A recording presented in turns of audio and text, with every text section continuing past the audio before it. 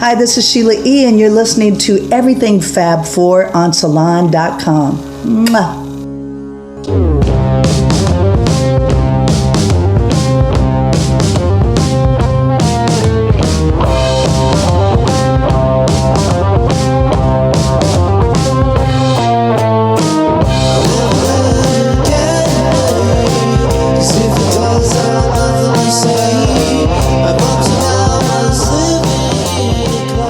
Welcome to Everything Fab Four, a podcast focused on fun and intelligent stories about the Beatles. I'm your host, Ken Womack, music culture columnist for Salon.com and a Beatles scholar and historian. No other band, or popular phenomenon for that matter, has enjoyed the global impact the Beatles have and continue to have more than 50 years later. They are part of our human fabric. They created music that continues to bring people together, and just about everyone has their own Beatles story to tell, some that are surprisingly deep and unexpected. This show seeks to draw those stories out in interesting and insightful ways. Remember, it's a Beatles world, and everyone has a story.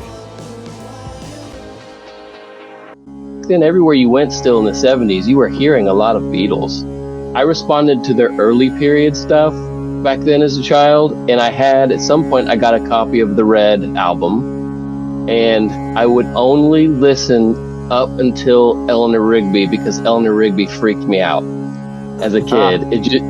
It just was so, the feel, that minor key feel, and the lyrics, a face in a jar by the door, which I took very literally. I wasn't thinking about makeup at all. I was thinking, literally a face in a jar by the door. It just terrified me.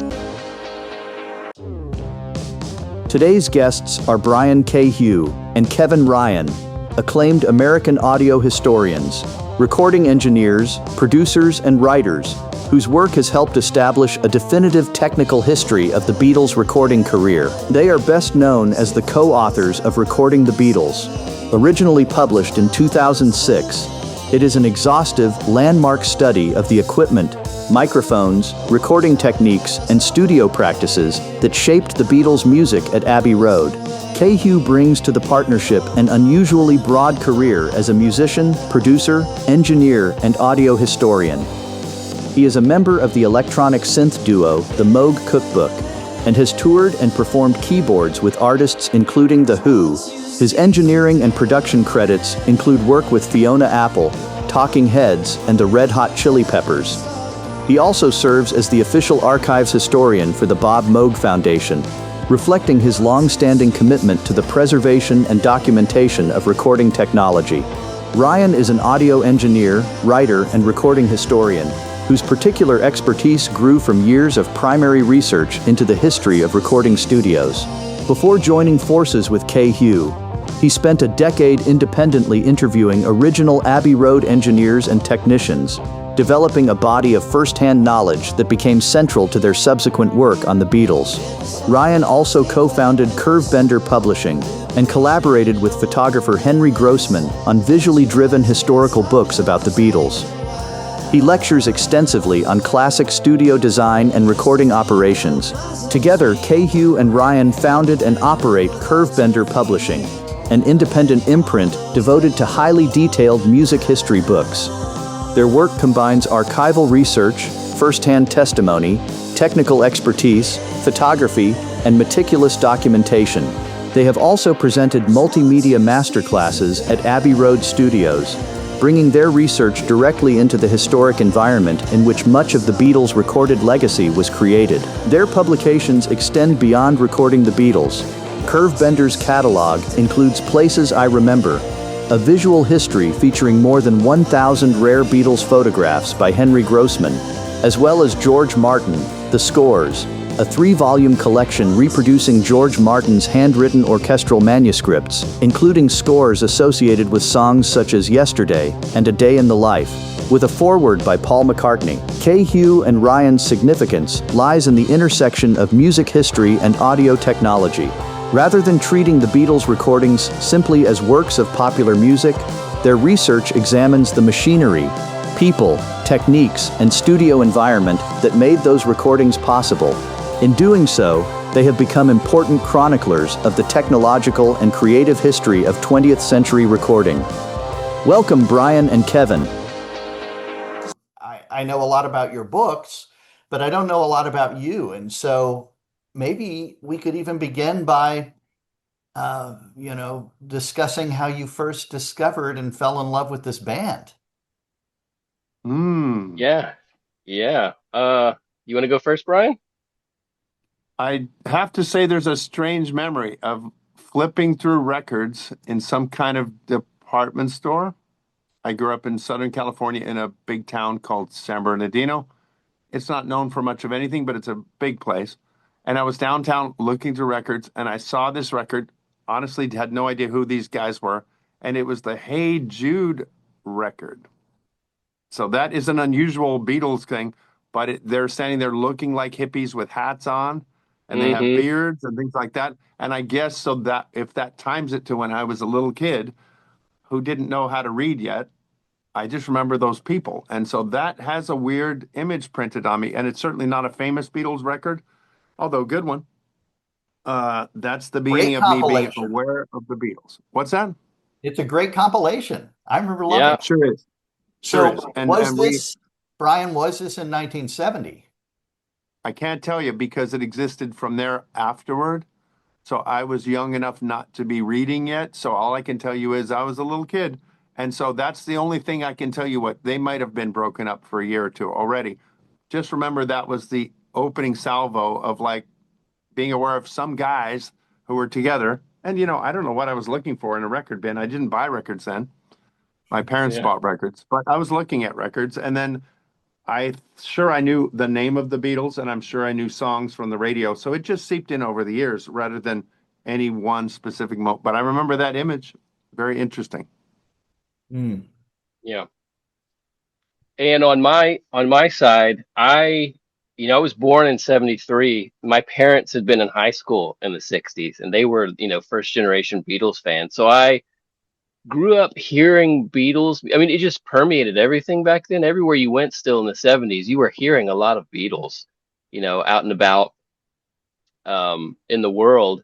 But I responded to their early period stuff back then as a child, and I had at some point I got a copy of the Red album, and I would only listen up until Eleanor Rigby because Eleanor Rigby freaked me out as a Ah, kid.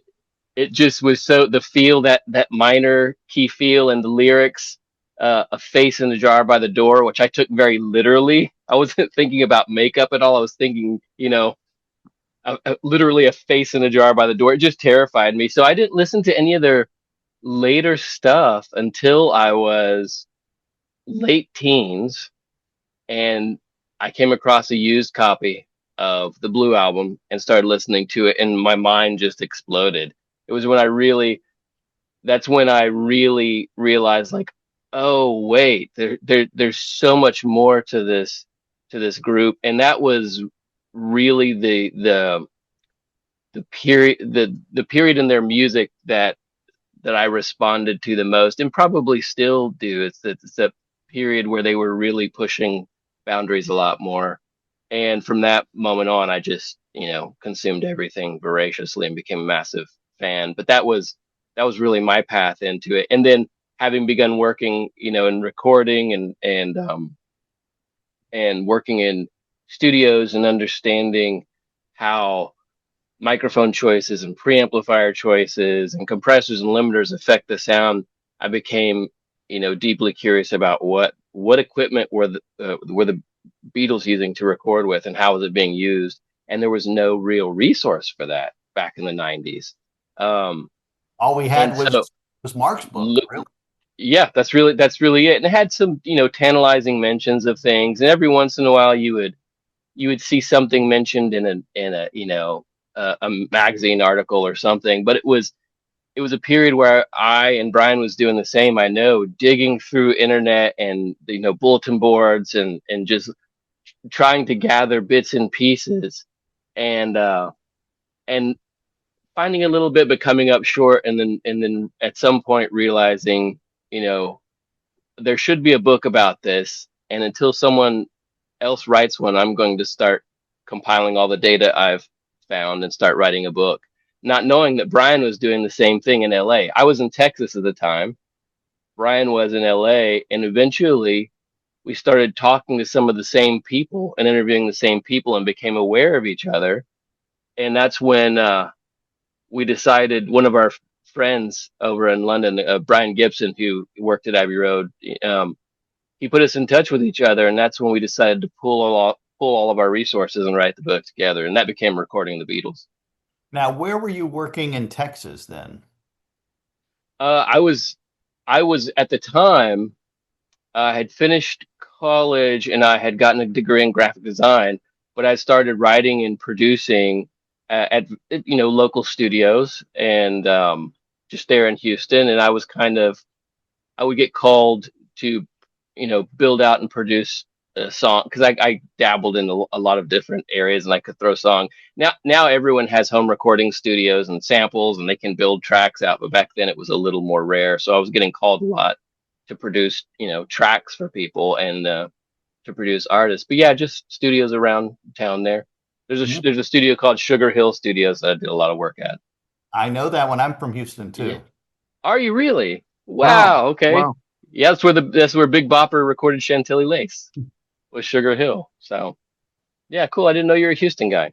Outstanding. And so, meanwhile, with your Beatle knowledge and love, right, Brian, you're becoming a professional musician. Yeah, I think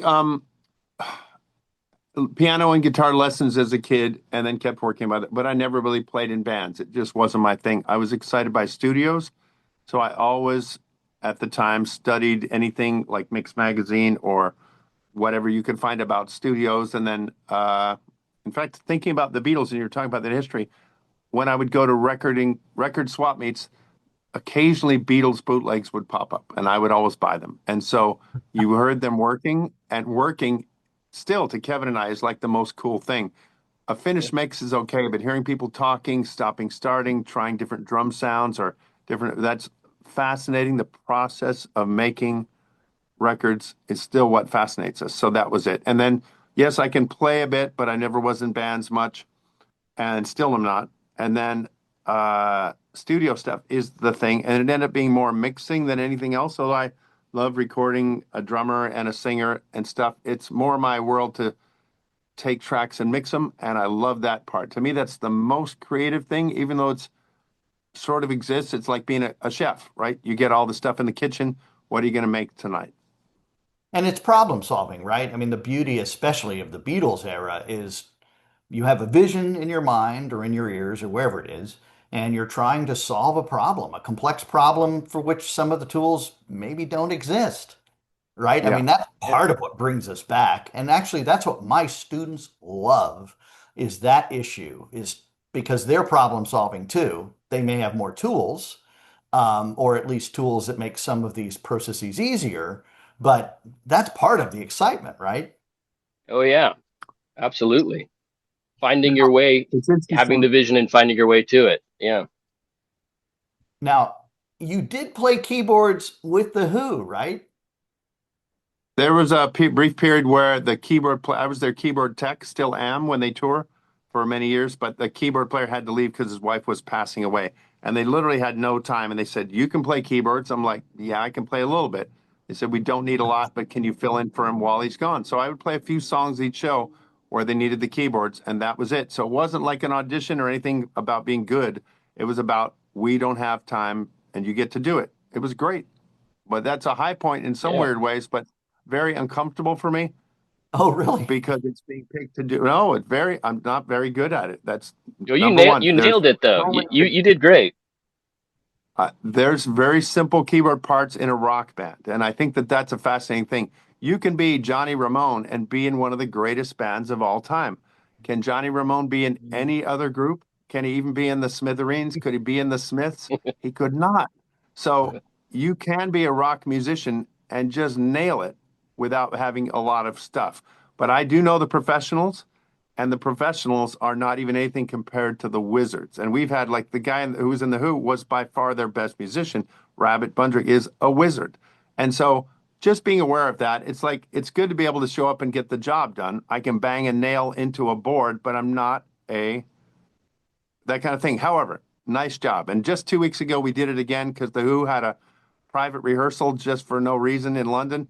And our keyboard player's gone to Rush. So they said, you can play keyboards again. And so I had to really study because I had to play more of the show. But it's just, they're wonderful people. They're all friends now.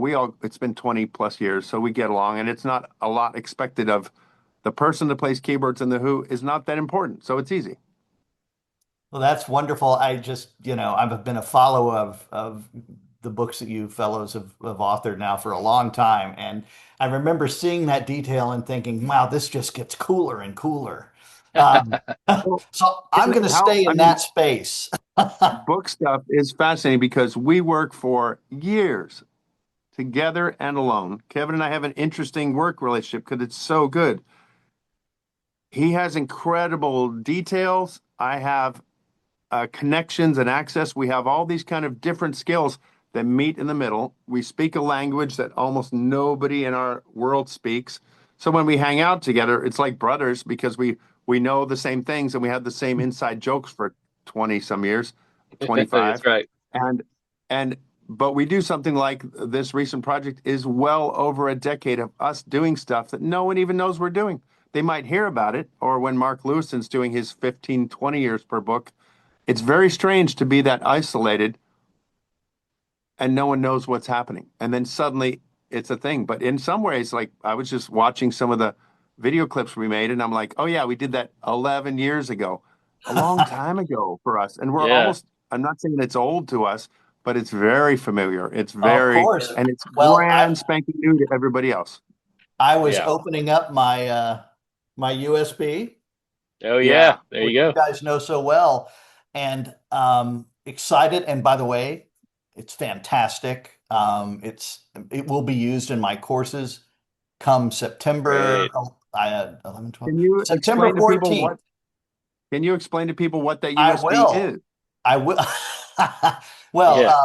this USB stick has these wonderful isolations that you created with professional players. But where I was going is I was surprised by how they were about 10 years ago, right? When you guys had done the Yeah. work on this.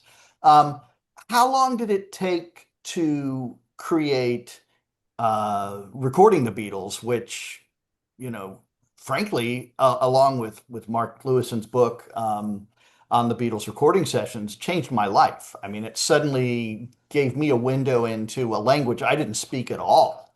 And Yeah. it really helped me to shore up my knowledge. How long did that book take to? Well, like, we know we had each started writing it back in the 90s, and it's one of those projects where you don't know how much you don't know when you first started. We both had a list of basic things we wanted to know, questions we wanted answered, and you set out and to find those answers. And in the process of doing that, you discover 10 more things you didn't even know existed. And that, well, now we have to figure out those things. What are those? What's that piece of equipment? Who was that guy? Well, how did they do that process? And it just started branching out. But we worked on it individually for years alone. Then when we joined forces, we still had another 5 or 6 years together on it. So it was another one of those projects that took like 10 years to do. It was 10 plus years all told, all together. But that's just how long it took. And I remember there was a time in there where we had put up our website. The book came out in 2006, but in something like 2002 or 2003, we had put up a website saying, this book is coming, and people were like, "Oh, cool!" And then the years ticked by, and it kept going, and people were like, "I don't think this book is happening." We're like, "It really is," but it just kept stretching out because we knew the kind of book we wanted to make. We knew what we would want to see. If someone else were making the book, we knew the kind of thing we wanted to see. And so we just kept going and going until it reached that point, and we were like, this is it. It's ready. But yeah, 10 years. You almost had to create the right kind of publisher to put it out too. Is that fair to say? I don't know that Yeah. I one of my in one of my teaching lives, I teach the Beatles and Bruce on one side, but in another part of my life, I teach graduate courses on publishing. And Mm. I can only imagine trying to take a book like that, one of the beautiful new George Martin multi-volume collection, to a publisher and trying to even explain that to them.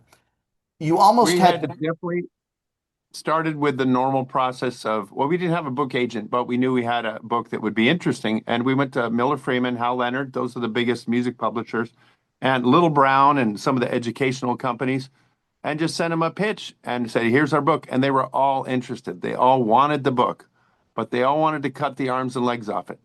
We said, how long is this book? Probably well over 500 pages. No, books over 300 don't sell. Oh, and are there a lot of pictures? Yeah, there's tons of pictures. The Beatles, especially. No, pictures cost money, and pictures of the Beatles cost a lot of money. You can't have that in your book. And we didn't want to spend 10 years plus of our lives and then put out something that was a B minus, in our opinion. We didn't want to cut out information that was relevant. We definitely wanted to include photos. If you're talking about a Neumann microphone, you want to see the Beatles at least once with that microphone and maybe a picture of the mic, but honestly, it needs that to keep it from being boring and too technical. And they didn't see a way out of their little box. The same way the Beatles used to record things like Tomorrow Never Knows or Revolution Number 9 or Hey Jude or Day in the Life. If you're a creator and you don't fit into the box everybody else has, you have to make your own box. And that's what we did. I think that's a wonderful part of the story. I can't imagine that splendid book without, as you said, the photos, the sheer volume of information, and the diagrams. You were explaining concepts that most people, even seasoned Beatles people, don't necessarily understand, and suddenly they were becoming very clear. Now, which came first, the book or those wonderful sessions you started doing at Abbey Road Studio 2? How did that come about? The lectures we give in the studio and Yes. the history of it, that was something they asked us, they invited us to do. Brian, what was our first year, like 2011 or something? 20, 2011, and the manager yeah. at Abbey Road was a guy named Jonathan Smith. He was a, let's put it this way, a different manager than when we put the book out, but he saw how people responded to it and how it painted them in a kind of a good light as a studio. Yeah, yeah. And we clearly were guys who had um were obsessed with the history of that building and of that, of that organization. And we had, because when we were researching recording the Beatles, it was important to us that we didn't just research the 60s, because you can't, in order to, because a lot of the equipment that the Beatles were using in the 60s was stuff that had been developed in the decades before, in the 50s and 40s. And the uh, we had to really dive in and learn about the history of the studio, and we just covered every little nook and cranny. So they, at some point, they wanted to start doing presentations on the history, and they're like, well, these guys know this place inside and out. Maybe we should talk to them. And we'd been spending so much time there anyway, so they already knew us. So yeah, that kind of came about, a few years after the book came out. And we love that place and the people there. It's like kind of like family, going over there. We've been going there for so long now, and it's just a wonderful studio. Let's switch gears slightly. So, when do you meet Mr. Martin and start to talk about his incredible scores, which, as I've said before in this program, are signal moments in shifting popular music across many, many different demographics? They might have stayed in a very narrow demographic if not for him, and that suddenly allowed them to be loved by everybody, and Yeah, not just teeny yeah. boppers, right? So how did that part of the beginning part, I guess, of the project come about? Well, we first met him, interestingly, the night of our book release party at Abbey Road, because they had invited us to have they before the book came out, we showed them, a copy of what we were working on. They're like, this is great, come have your book release party in Studio 2. And that same day was the 75th anniversary of the studio, so it just kind of all worked together. And you know George was there that night. Yoko was there that night. There were, a lot of people there. It was this big, huge, celebration. And that was the first night we met George, was the day of our book release party. And he was, really nice, and he signed our books, which was interesting. But then, and we put out a couple of more books after that, and it was in 2014, I believe. We were over there and at the studio doing one of our lectures, and we ran into Giles in the canteen, and he said, "Hey, when you're done here, come to my mix suite, because I want to talk to you about something." And we went in there to to visit with him. We weren't sure what it was going to be, and he pulled out a piece of manuscript paper, and that had notes written on it. And he said, Can you tell what this is? Can you read this?" And we looked at it, and Brian figured it out before I did, and it was the keyboard, so the In My Life piano solo. And we had no idea that had ever been written down, let alone existed, and then Giles said, "We have a bunch of these. We just found this recently in my dad's collection. He kept a lot of his original manuscripts. Would you be interested in working with him on a book project?" And which that we had no idea what we were going into that room to discuss, but that was a big surprise and an amazing invitation. And so that's really, and then Brian and I made plans to go out to George's, but that's really how it started. It was Giles's idea. He had the vision, and he had known that we had been doing books, and just put the two things together. Mm. We try to grow ideas when possible, because things start out like a demo for a piece of music, might be a song about your dog with a little piece here and there. But as it grows, like their original concept was, take a picture of the score, Beatles scores, put the Beatles scores in a book and put it out. And we're like, oh, that's so easy. That's quite the opposite of these stupid long projects that we do. That will be a breeze, and we can do it, and it'll be popular and cool. But then we started thinking, first of all, that, well, George only worked with the Beatles. His orchestration stuff is 65 to about 69, 70, 5 years with the Beatles. And he has this huge career. We also didn't know how much they would have. Do you have all the Beatles stuff? We don't know. They don't know what they had. There was never an image. Yeah. They knew a few pieces were around. They'd seen a few of the big ones, but they're like, we don't know if he has everything or nothing or what. And then we thought, well, we could not stretch the book, but let's show a bigger representation, have the Beatles, and then add in Jeff Beck, add in James Bond, add in some other cool stuff, because that is George Martin. He's more than just the Beatles. He's cool. So we started on that. And then when we were seeing the scores, like the Beatles scores, we're like, wow, that's different than we were told. That's not the usual stuff. Or that is interesting. If you just look at it, you won't notice that something interesting is happening here. So we decided to put in some text. And then 10 years later, we're still working on the book. Yeah. And it Yeah, it definitely grew. And of course, it's a complicated undertaking and one where you had a lot of decisions to make, I guess a lot more problem solving.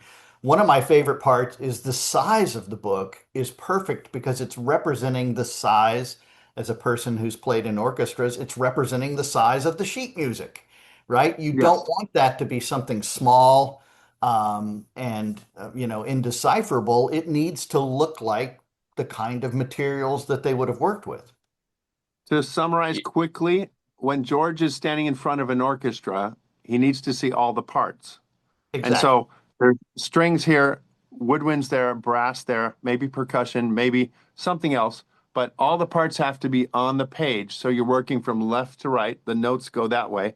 And he's looking at what's called a conductor score. So that's all the pieces. And he's the only one that sees that, because the clarinets don't need to see everything else. They just need to see clarinet number two all the way through. It keeps it simple for them, but he needs to have the global picture. And that's what's great for us, is that he kept that score, his own one, and took it home.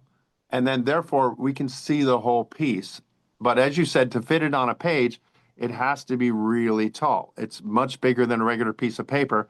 And we didn't want to shrink it, because then the notes get too small. You want to hold what George Martin's holding, actual size. So we have Eleanor Rigby, Walrus, etc. All the pages, even the blank pages, are in the book, because we wanted you to see just how his score was.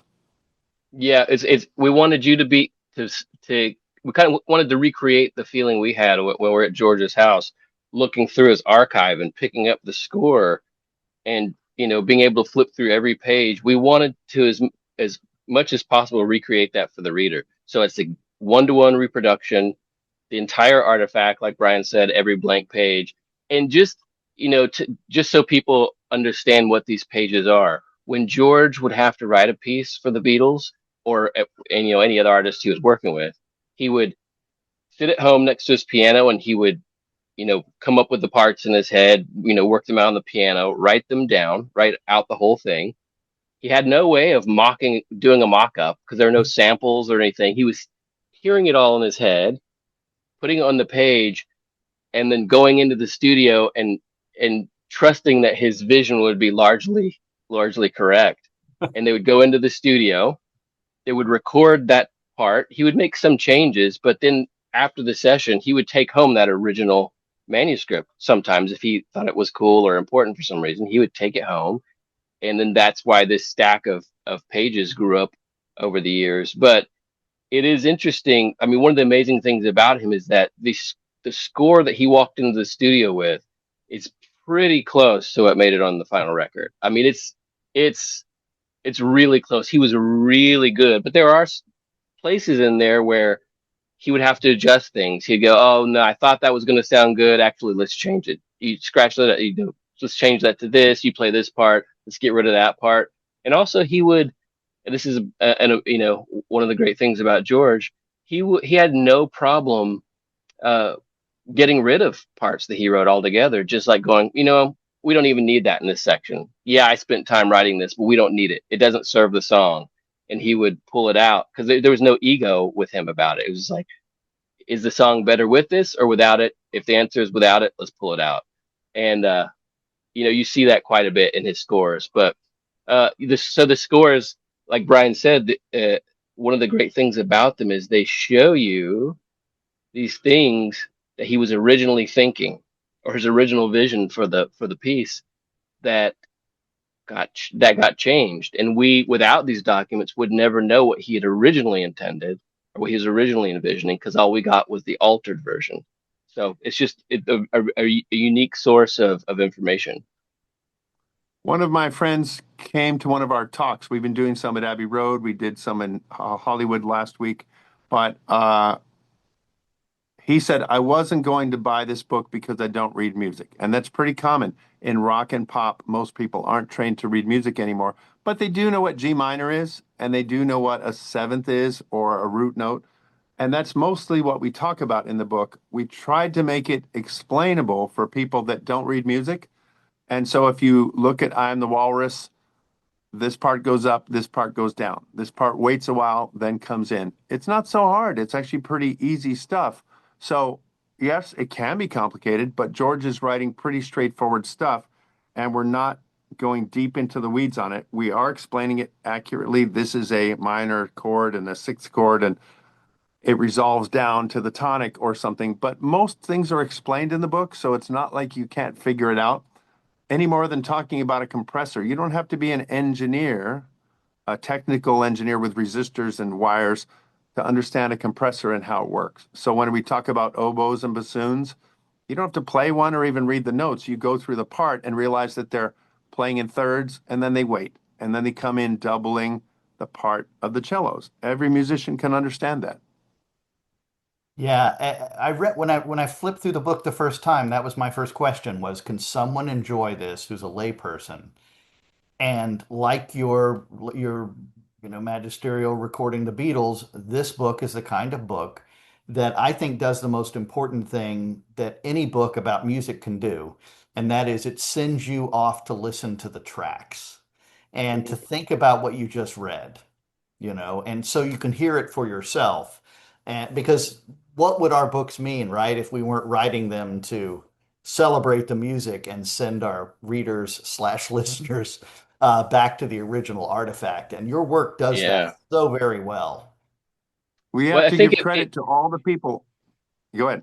The people that worked on the book with us made the book happen. In other words, we don't live in that world with a baton in our hand or orchestrating films and things. Other people do. So we used a team of people for the first time. We had all these outsiders helping us through the scores, showing what we do, or this is why the horns can't play that part, or they play it this way. What George was running into here when he ran into this problem and how he solved it. So thank God for those people. They're listed in our book as our many, many helpers, but they went deep into it and really helped us make it an accurate book, hopefully, as well as understandable, translatable through us rock musicians who can tell normal Beatles people what's happening. Yeah, and we went through every score with a fine-tooth comb ourselves and found, because one of the things we did was to basically take each page and go and input that into the computer. Every part that George wrote, let's see what that sounded like and how it compares to the final. And when you do that, when you go in and recreate and plug in every note, you start to realize like, oh, that's very different. You know, that part is not the same as on the record. And at first glance, it might look similar, but it's not once you hear it all. So we went pretty deep on pulling the scores apart.